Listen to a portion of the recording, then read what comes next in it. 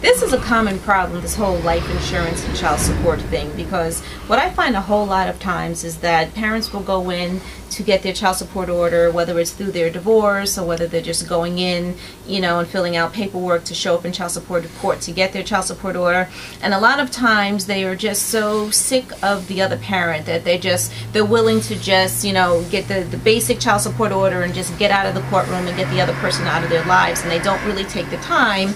Either that, or they're not, you know,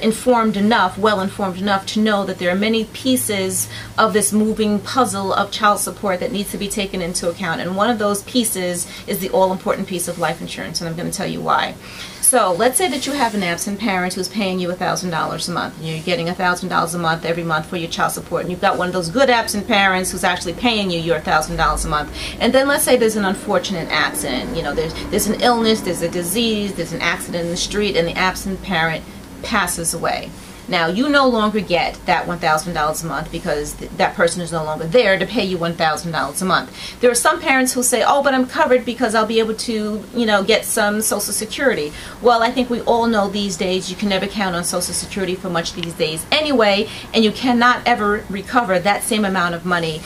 to replace a child support check. What I always recommend, and the law does allow, and a lot of people don't even know this, is that you can request that there is a life insurance provision written into your child support order to cover you in the event that something should happen to the absent parent. What does that mean for you? What that means simply is that the absent parent is then either required to obtain and to keep a life insurance policy on his or herself for the benefit of the child, or you are given an extra amount of money in your child support order every single month so that you can then pay for that life insurance policy on the absent parent. Now, the thing about it is that it becomes a little bit more complicated, because so then some people say, oh, you know what, I don't need that because he has $50,000 from his job, or he has $100,000 that, you know, that's going to cover me fine. And the thing about it is that no, that's not good enough, because what you may not realize is that there is an actual standard which is put out by the life insurance industry of exactly how much money you need to cover the loss of an income in the event that something should happen to the person that you're trying to cover. So what that is that the life insurance industry standard, so this isn't something that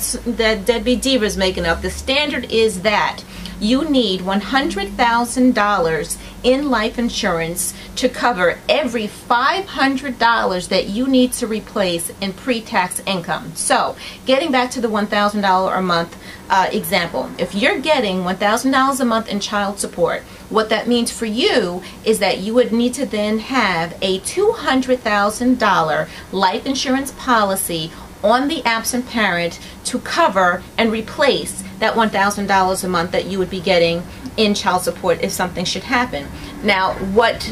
this is supposed to mean is that if something happens and you collect on that $200,000, you then take that $200,000 amount, you invest it conservatively at a rate of about 6%, and then you're able to then generate income every single month, $12,000 a year, $1,000 a month. You are able to generate interest, and you would draw down from that life insurance policy, from that investment, $1,000 a month to replace that $1,000 in child support that you were getting from the absent parent when they were still alive. Now, the beauty of this thing and the wonderful thing for your child is that not only are you then still able to continually care for your child because you're drawing down that same amount from the life insurance policy that you were getting in child support, but then you still have the full amount of $200,000 sitting in your investment. And when your child turns 18, when your child turns 21, when your child turns 25, whatever you deem,